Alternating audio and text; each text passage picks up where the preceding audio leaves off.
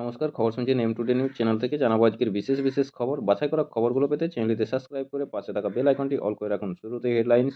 বিনপুর ১ নম্বর গৌহমিডাঙ্গা হাইস্কুলের নবাগত শিক্ষিকাকে পুষ্পস্তবক দিয়ে শুভেচ্ছা জানালেন হাইস্কুল কর্তৃপক্ষ ও পরিচালন কমিটি। ওয়েস্ট বেঙ্গল জানুয়ারির প্রথম সপ্তাহে 3 দিনের সফরে আসছেন RSS প্রধান মোহন ভাগবত। ঝাড়গ্রাম প্রাচীন রীতিনীতি মেনে আদিবাসী সমাজের জান্থার পুজো অনুষ্ঠিত হলো ঝাড়গ্রাম শহরে। সাঁকরাইল রোহিণী জিপির 17টি বুথে গিয়ে ভোটার তালিকার নাম তোলা ও বাদ দেওয়ার কাজ খতিয়ে দেখলেন পঞ্চায়েত সমিতির কর্মাধ্যক্ষ। জামবনি মেঘলা আবহাওয়া, জামবনি ব্লক জুড়ে উধাও শীত, এক ধাক্কায় প্রায় 6 ডিগ্রি বাড়ল তাপমাত্রা। ঝাড়গ্রাম জেলখানা মোড়ে ক্ষুদিরাম বসুর আবক্ষ মূর্তিতে মাল্যদান করে পালিত হলো ক্ষুদিরাম বসুর জন্মজয়ন্তী। উপস্থিত একাধিক কাউন্সিলর। ঝাড়গ্রাম মানিকপাড়া গ্রাম পঞ্চায়েতে আয়োজিত হয়েছিল গ্রামসভা। আবাস যোজনার তালিকা দেখে ক্ষোভে ফেটে পড়লেন বাসিন্দারা। ঝাড়গ্রাম ছিনতাইয়ের পরিকল্পনার আগে ভাতুর এলাকা থেকে ধৃতচার অভিযুক্তদের পেশ করা হলো ঝাড়গ্রাম আদালতে। ওড়িশার নীলাদ্রি বিহারে পণ্ডিত রঘুনাথ মুর্মুর মূর্তি উন্মোচন করলেন রাষ্ট্রপতি দ্রৌপদী মুর্মু। আন্তর্জাতিক প্রতিবন্ধী দিবস উপলক্ষে বেগুনি আলোয় সেজে উঠেছে রাষ্ট্রপতি ভবন।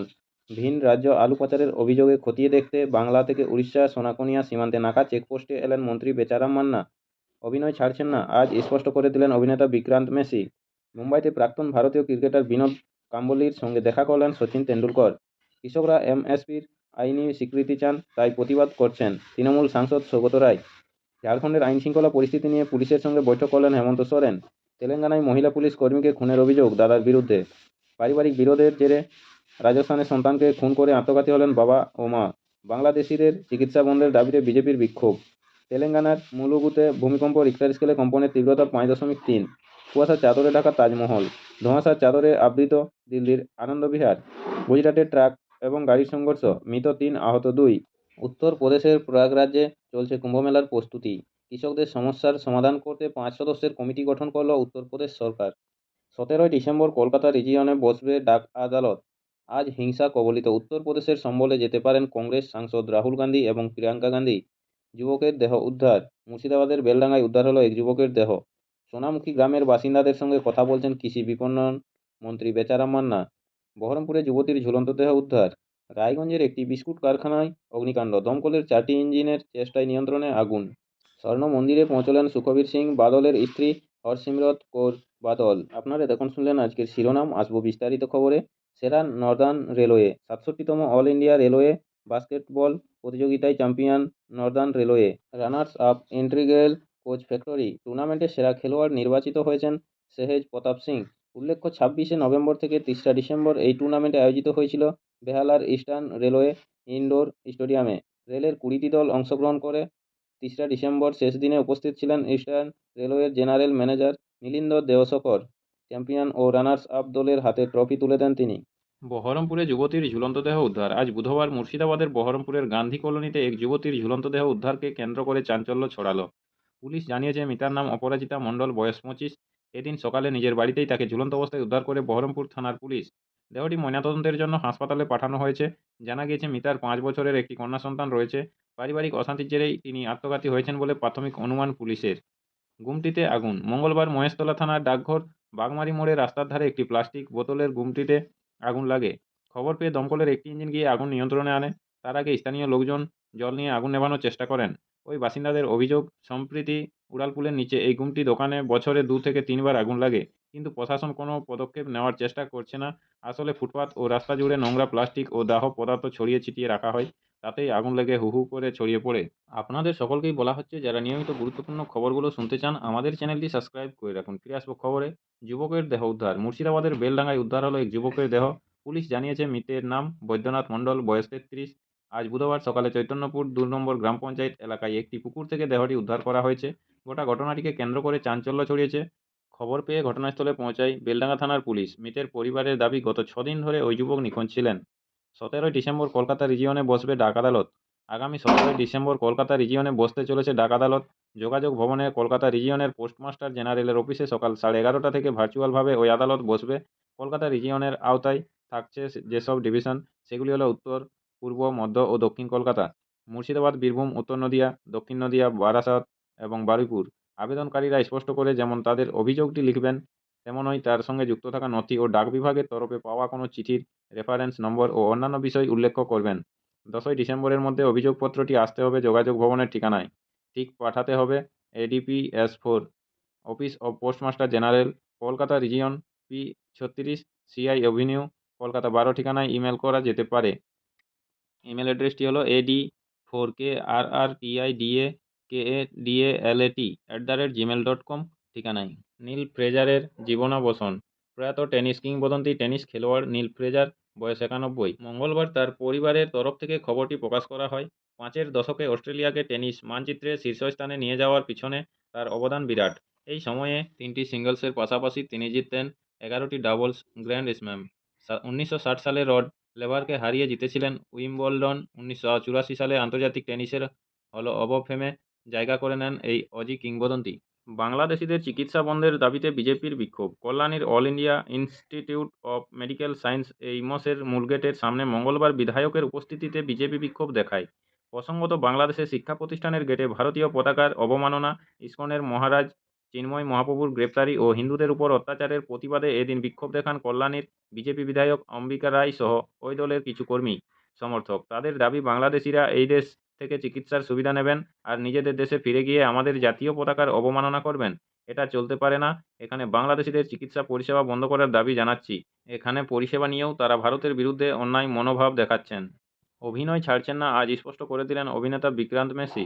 অভিনয় ছাড়ছেন না, মঙ্গলবার স্পষ্ট করে দিলেন বলিউড অভিনেতা বিক্রান্ত মেসি। 12 ফেল খ্যাত অভিনেতা পুরো বিষয়টি খোলসা করে বলেন, আমার কথার ভুল ব্যাখ্যা করা হয়েছে যে আমি অভিনয় ছেড়ে দিচ্ছি। অভিনয়টাই আমি ভালোভাবে করতে পারি।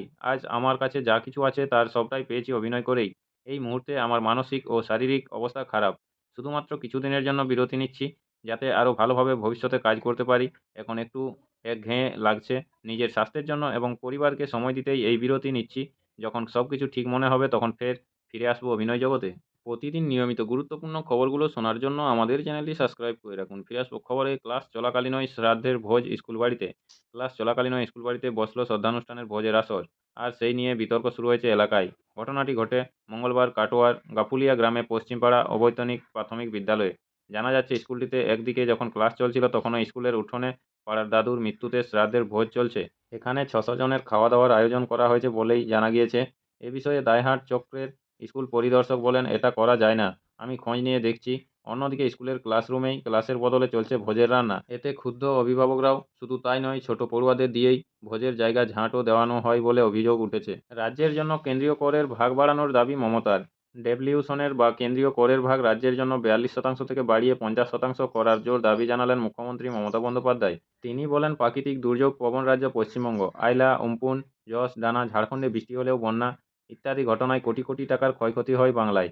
কেন্দ্র একটি টাকাও দেয় না। রাজ্যের প্রতি বঞ্চনা হয় অর্থ কমিশনের। এই বিষয়টি বিশেষ করে দেখা উচিত। রাজ্যের মোট বকেয়া 1,71,000 কোটি। কেন্দ্র বাংলার প্রতি এমন মনোভাব যুক্তরাষ্ট্রীয় কাঠামোর পরিপন্থী বলেও দাবি করেন তিনি। লেক টাউনে দক্ষিণ দাঁড়িতে আত্মঘাতী নবম শ্রেণীর পড়ুয়া। মিথ্যা মামলায় বাবাকে ফাঁসিয়ে দেওয়ার অভিযোগ। অপমানে আত্মঘাতী মেয়ে। মিতা নবম শ্রেণীর ছাত্রী বলে পুলিশ সূত্রে জানা গিয়েছে। যারা ওই মিতার বাবাকে ফাঁসিয়েছিল তাদের শাস্তির দাবিতে বিক্ষোভ। লেক টাউনের দক্ষিণ দাঁড়িতে ঘটনাস্থলে পৌঁছেছে পুলিশ। মহেশতলার দোকানে বিধ্বংসী অগ্নিকাণ্ড। মঙ্গলবার বিকেলে বজবজ ট্রাঙ্ক রোডের ধারে একটি দোকানে আচমকাই আগুন লেগে যায়। যদিও কোনো হতাহতের ঘটনা ঘটেনি। খবর পেয়ে ঘটনাস্থলে পৌঁছেছে দমকলের একাধিক ইঞ্জিন। তাজমহল উড়িয়ে দেওয়ার হুমকি ভুয়ো। বোমা বিস্ফোরণে উড়িয়ে দেওয়া হবে তাজমহল। মঙ্গলবার এমনই এক হুমকি ইমেল পেল উত্তরপ্রদেশের পর্যটন দপ্তর। ইমেলটি পাওয়ার পরই শোরগোল পড়ে যায়। তাজমহলের নিরাপত্তাও বাড়ানো হয়। আগ্রা পুলিশ ঘটনার তদন্ত শুরু করে। তাজগঞ্জ পুলিশ স্টেশনে এই মামলা দায়ের হয়েছে। ঘটনাস্থলে পৌঁছে যায় বোম স্কোয়াড টিম। নামানো হয় পুলিশ কুকুর। তবে স্বস্তি এটাই, কোনোরকম সন্দেহজনক কিছু মেলেনি। এই হুমকি ইমেল ভুয়োই বলে দাবি পুলিশের। জম্মু ও কাশ্মীরের ডাচিগামের জঙ্গলে নিরাপত্তা বাহিনীর গুলিতে নিকেশ জঙ্গির পরিচয় জানালো পুলিশ। মৃত জঙ্গির নাম জৈনদ আহমেদ ভাট। তিনি লস্কর জঙ্গি বলে জানিয়েছে পুলিশ। বিগত কয়েকদিন ধরে উপত্যকায় সাধারণ নাগরিকদের খুনের পিছনে যুক্ত ছিল সে। আপনাদের সকলকেই বলা হচ্ছে, যারা নিয়মিত গুরুত্বপূর্ণ খবরগুলো শুনতে চান আমাদের চ্যানেলটি সাবস্ক্রাইব করে রাখুন। ফিরে আসবো খবরে। খেলতে গিয়ে শিশুর মুখেই ঢুকে গেল জানালার রড, তারপর শুনুন কি হলো। জানালার রড নিয়ে খেলছিল বছর তিনেকের মমিতা দাস। আচমকাই পা পিছলে পড়ে গিয়ে সেই রড ঢুকে গিয়েছিল মুখে। সংজ্ঞাহীন অবস্থায় দ্রুত তাকে তমলুক মেডিকেল কলেজ হাসপাতালে আনা হয়। অর্থোপেডিক সার্জন শিবশঙ্কর দের নেতৃত্বে মেডিকেল টিমের 1.5 ঘন্টার অপারেশনের পর সেই রড বের করে বর্তমানে শিশুটি সুস্থ রয়েছে। বুধবার কেমন থাকবে কলকাতার আবহাওয়া জেনে নেব। বঙ্গোপসাগর থেকে আসা পূবালি বাতাস নিষ্ক্রিয় হতেই দক্ষিণবঙ্গের জেলাগুলিতে মঙ্গলবার থেকে তাপমাত্রা কমতে শুরু করেছে। কলকাতা ও সংলগ্ন এলাকায় অবশ্য তাপমাত্রা তুলনায় অল্প কমেছে। আজ বুধবার সকালে শহরের সর্বনিম্ন তাপমাত্রা ছিল 17.8 ডিগ্রি সেলসিয়াস, যা স্বাভাবিকের থেকে 1.2 ডিগ্রি বেশি। গতকাল মঙ্গলবার শহরের সর্বাধিক তাপমাত্রা ছিল 26.7 ডিগ্রি সেলসিয়াস, যা স্বাভাবিকের থেকে 1.4 ডিগ্রি সেলসিয়াস কম। আজ বুধবার শহরের আকাশ থাকবে পরিষ্কার। এদিন সকালে কলকাতায় হালকা কুয়াশা ছিল বলে জানিয়েছে আলিপুর আবহাওয়া দপ্তর।